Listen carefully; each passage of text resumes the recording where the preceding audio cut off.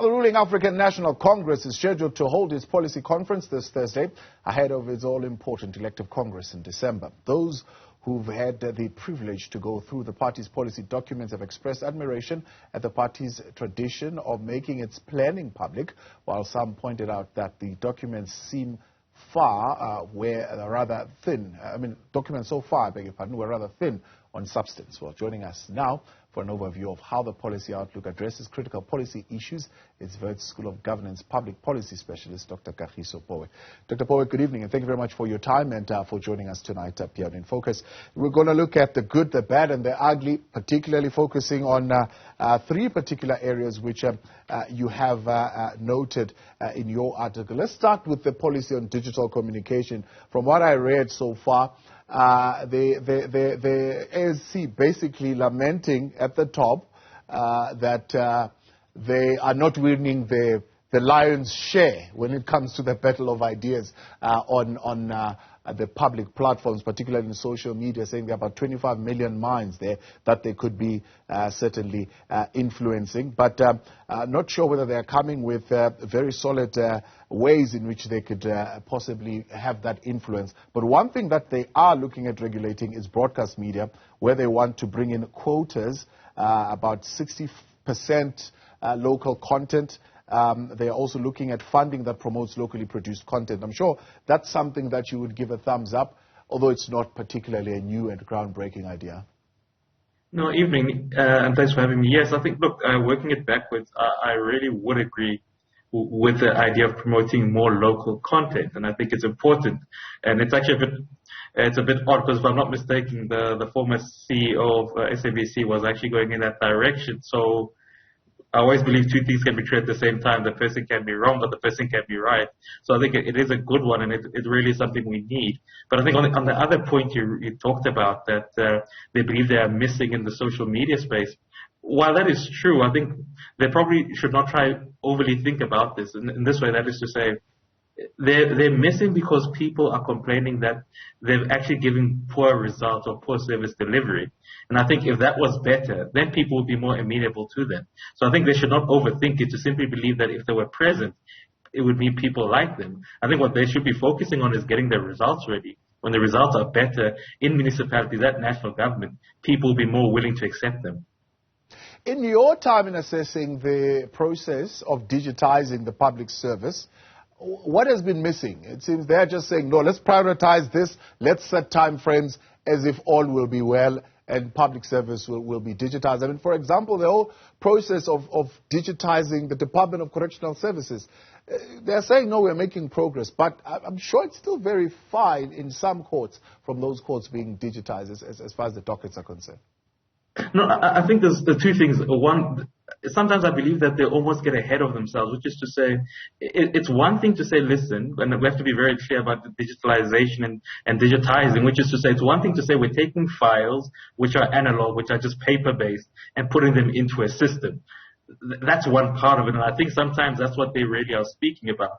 But then there's a broader issue which says, listen, how do we get systems and processes within correctional services to actually be able to operate off, different interfaces which are digital orientation? How do we get payment systems to be less reliant on human beings and actually be able to, where if let's say you're working with the state, you're able to input your information, you're able to get your payments done on time, and the system is able to capture that. So sometimes I always get a bit confused because I believe they're confused in terms of what is it that they exactly want to do. If it's about taking files which are analog and putting them into a computer system, okay, that's fine. But I think what they should not really be stepping ahead of, and like you're saying, and I agree with you, is don't confuse the fact that you are doing this with actually saying you're going to overhaul the whole system to make sure that we can now start having an easier interface using, various technologies to make the state work. And I think sometimes they confuse this, and it would really help them, and it would maybe behoove them to actually get away from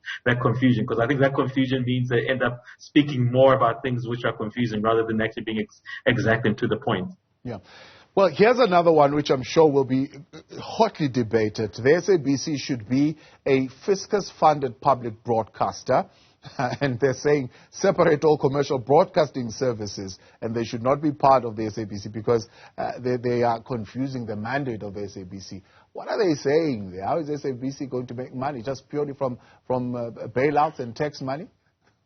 No, again, it's actually old. If you go back to, I think, is it the 2012 and sometimes earlier editions of policy recommendations, this has always been the ongoing debate, and I think they've never really settled on it. And I think it really speaks to the key issue that I don't think they know what model they want. Now, I think it was always stated, or and they said that, look, maybe the ideal model is what's termed the BBC model, which is to say the state, it's a mixture of many things. There's some commercial, but there's also the issue of saying what the mandate is. And I think what they really should be going towards is, look, simplify what is actually you're doing. If you're saying the SABC is going to be standalone and that you really are taking some of the commercial aspects out and that they should rely on the state, I think it's going to be problematic as we've seen how it's operated. I think what should be clear is let's actually define what the mandate is in 2022. Because some of these discussions really have not moved away from the 2010s in idealizing what the SABC should be doing. For instance, one of the key issues which I find to be, a bit missing is the mandate of, actually helping African languages. If you look, I always try and look at children's cartoons.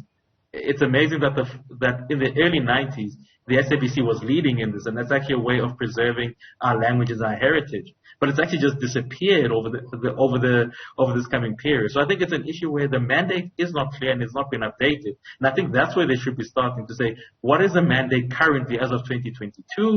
Do we need to augment it? Do we need to change it? And thereafter start saying, listen, which of these mandates are really going to be very hard for commercial use, and what should we really do in this instance? And I think that's what the debate really should be about. Updating the mandate and then making strategic key decisions around how we're going to fund this updated mandate. Fintech is one area where you are giving them a thumbs up. You're saying this is good, at least they are thinking about this. And fintech introduction, they are saying will democratize finance. So they're talking digital banks, they're talking robo-advisors, they're talking online platforms that will lower transaction costs. So they're talking about bringing a lot of people into the financial space, the unbanked, bringing them in and saying this could be a platform. So what are the challenges that they would need to be discussing here in this policy as far as fintech is concerned? They're talking of a specific regime for fintech. They're talking of specific requirements that will be directed at this financial sector. Well, the first thing will be to properly capturing and making this based on data.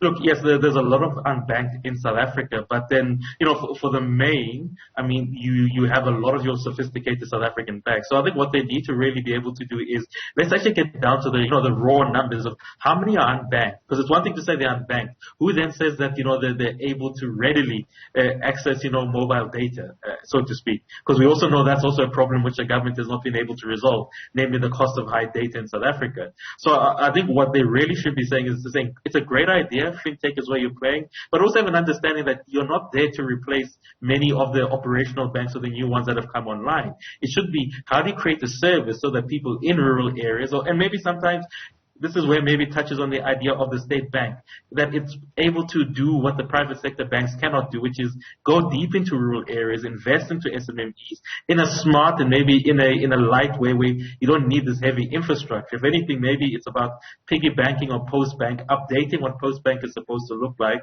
and then saying, listen, rather than making you I don't want to say banking names, X bank or Y bank, blue or the red bank, what we're going to do, we're going to say we're going to make you a bank that is geared towards rural development and the poorest among South Africans, but with a key proviso that it's going to be about a developmental mandate, meaning this is what we're going to build in, meaning we can make sure that our management is smaller than most state-owned entities and is actually more directed. So I think that should be what the discussion is about. But I foresee sometimes a bit of a problem where I always believe the ANC tries to bite off more than it can chew, where in their minds they're thinking, my word, we can make a new blue bank, as opposed to saying, let's have a direct mandate. Let's be specific about what we're going to do.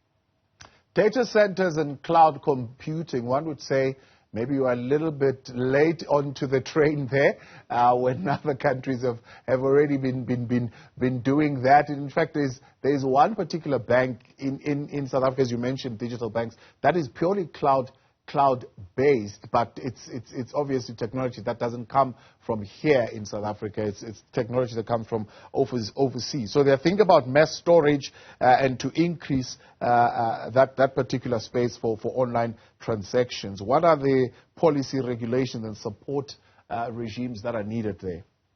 No, that's actually quite an interesting question. And you're right in saying the debate should not be about almost catching up, but it should be, like I think what the European Union has been about, which is to say, does it make sense? And I'm talking in a sense in terms of a strategic and also security-wise, to just simply have a lot of what you term overseas type of institutions come to South Africa, not have their data centers be based in South Africa.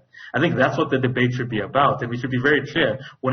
It should not be about the state is going to do this and play and become a major role player in this, but rather should be thinking, how do we secure, because what really makes a lot of this new e-commerce and what makes the digitalization revolution work is you as an individual are either a product or you're being sold a product. And I think that's where maybe the government should be thinking, how do they protect us as consumers? And I think one of the areas which they should be focusing on is, where do many of these big institutions, the ones especially that come from your Americas and Europe and also Asia, how do they, create this? How do they tell them to say, listen, by all means, come to South Africa, set up businesses here. But in terms of where our data is going to be going forward, you should set up your databases in South Africa. And we should actually get relevant experts to explain to us, how do we safeguard South African data and information so that we don't simply become a reservoir which is used by these companies to improve their products without actually giving us, almost the due amount, which is something like investing in the country. But I'm very much hoping that this will not become an ideological debate, but will be one thinking, how do we safeguard South Africans and e-commerce within South Africa, setting up the right protocols and systems, and very much the same way the European Union has done for its citizens. I doubt they actually spend as much time talking about these issues as much as they are going to be spending talking about the organizational renewal, because I think this is probably one of their biggest headaches right now. So in the 54th Congress, they identified that, look, we are losing popularity because we are distancing ourselves. The ANC is no longer outward looking, it's inward looking. We are just concerned about our own things and making money and corruption and stealing and so on and so forth. But also they said, look, we are also losing credibility and trust from the people because of our performance and delivery, because of corruption, because of state capture. So they say, let's come up with this renewal. You're quite critical of this thing. You say they are way too obsessed with renewal. Look, I don't think they're going to stop. But what else will they do right now? Because obviously the numbers are showing in the local government elections in terms of the drop, in terms of the metros that they have lost. They will say, why shouldn't we focus on renewal? Well, look, I think for self-interest's sake, I always believe, look, if there's nothing else, this is where self-interest should actually be guiding the ANC. People are tired, and I think the numbers are showing. Now, whether this is going to be enough to finally, bring the ANC below 50 and 40, that's a question I always say, let the voters decide that. That's not for me really to say. But, if they really were thinking, just for self-interest's sake, they would really look, the ANC has spoken much about itself that they need to fix. I don't think we need to hear that. That's very boring. But the key question they need to say is, look, for our own survival, we actually need to become a professional political party. Because South Africans have begun to see that, listen, this issue of speaking about rhetoric and ideology, it's old. No one wants it anymore. And I think to save themselves, one of the things they really should do, and this is just my suggestion, is, listen, obviously admit fully that these are the mistakes that you have made, but maybe promise a little bit less about what you're going to do in this grand scale, and actually be able to say, what can we currently do? And the big thing that needs to happen in South Africa, if the ANC wants to survive, is, look, it's about reform of state-owned entities, and being a bit more jobs focused, meaning leave your ego at the door, negotiate with anyone that wants to bring jobs into South Africa. But unfortunately, like you're saying, that's why I gave the policy document a 3 out of 10. I doubt the ANC is at that stage, because the ANC, for some reason, love navel gazing. It's an obsession that they love looking at themselves and believing that, oh my word, just by looking at ourselves in the mirror, we're going to turn into something beautiful. And that's actually not the case, unfortunately. Development, then. Are we going to be hearing anything on development, you think? Well, no. I think what we're going to be hearing about is, what's a pseudonym? What's another pseudonym for development? There's going to be proxies about development, like, let's speak about this grand thing of making jobs happen, but it's actually not going to be the case. Because as I pointed out in the article, two areas where I think they really should be focusing on is rural development and the township. Now, they're going to say something about the township economy, but in reality, I think most of us know that we've not really seen anything. Because if we were seeing things, we're going to see bulk infrastructure. And if you speak to most rural people in South Africa, that really is not present. So they're going to speak about everything that looks and sounds like development, but in reality, there's really nothing there. You would think that energy debate would actually be prioritized, would be probably of the many pages that are there, would be the thing that they're going to be talking about the most. But you're saying there's a missing energy debate in this document? No, I doubt it because, look, government of and by itself has made it a non-debate. I mean, the president only came online last night to explain to us that there's a new plan. But look, how many times have we bailed ESCOM out? And how many times have we had a president who's a South African president, an ANC president, say that, listen, things are going to be different? And I think the problem is there's almost I don't want to say an arrogance, but it's almost like a fear of having to admit that, listen, we created this problem of energy in South Africa because we did not want to listen to the experts in the early 90s who were telling us that, listen, we really do need to back up ESCOM and actually invest in ESCOM over again so that we don't actually get into this situation. But what instead is happening, that this debate is happening in secret places. For instance, last year, when they spoke about getting a loan from the EU to almost get us off coal, that for me was a perfect time to have the debate to say, but why are we moving from a resource we readily have? Yes, we all believe that the environment must be saved, but it makes no sense for you to simply just go offline because the European Union is giving you this money. And I think that's when the debate should have happened. So if the debate didn't happen then, and if the debate is not happening here, it's happening somewhere, which I think even the ANC members themselves are not aware that where this debate is happening. So I really doubt that this debate is going to be allowed to flourish in the open, where we can actually make a proper judgment call to say, what should we and where should we be getting energy, even if it includes a coal mix. Sometimes it becomes political because they're vested interest in this industry.